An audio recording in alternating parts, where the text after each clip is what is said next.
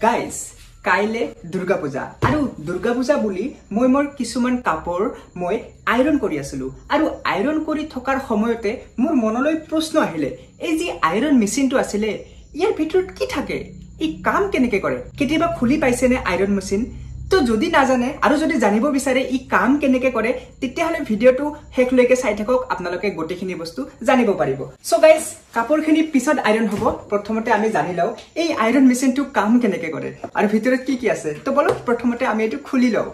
so guys এয়া হল iron মেচিনটো আৰু ই ফুললি ওয়াৰ্কিং কন্ডিশনত আছে আপোনালোকক দেখুৱাই দিও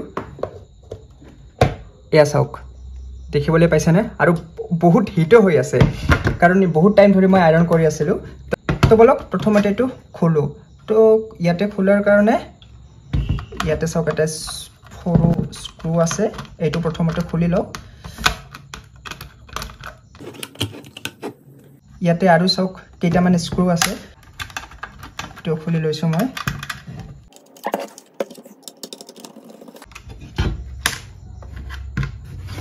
এতিয়া কেনেকৈ খুলিব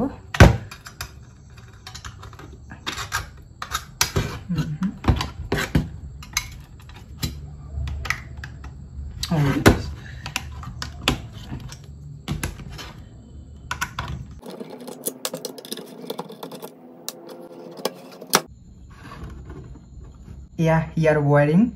দেখিবলৈ পাইছে ইয়াতে তিনিটা তাৰ আছে পজিটিভ নেগেটিভ আৰু আৰ্থিং আৰু লগতে এটা সৰু বাল্ব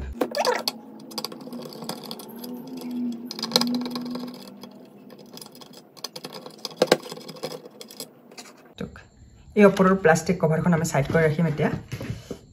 আৰু দুটা স্ক্ৰু আছে সো গাইস এয়া চাওক এআই দেখিবলৈ পাব আপোনালোকে এটা আইৰন মেচিনৰ ভিতৰত চাওক এই যেটো আপোনালোকে পাৰ্ট দেখিবলৈ পাই আছে এটো হল হিটিং এলিমেন্ট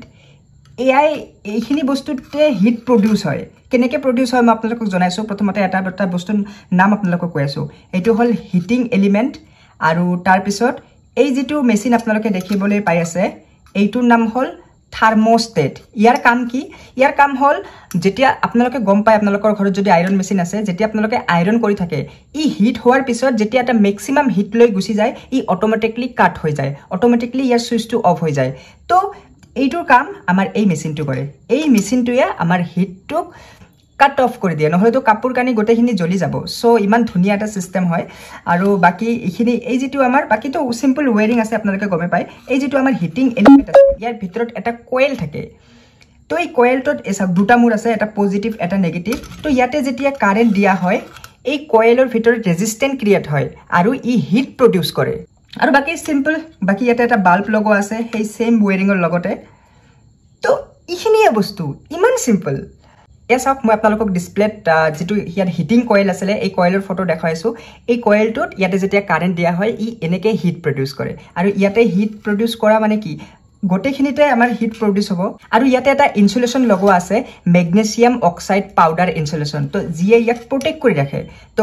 কাৰেন্টটো ফ্লো হ'ব নোৱাৰে নহলে তো ইয়াতে শৰ্ট কৰিলে হয় তো বেসিক্যালি আপোনালোকে ইমান সিম্পল এটা মেকানিজম ইমান সিম্পল এটা বস্তু দেখিবলৈ পাব আইৰন মেচিনৰ ভিতৰত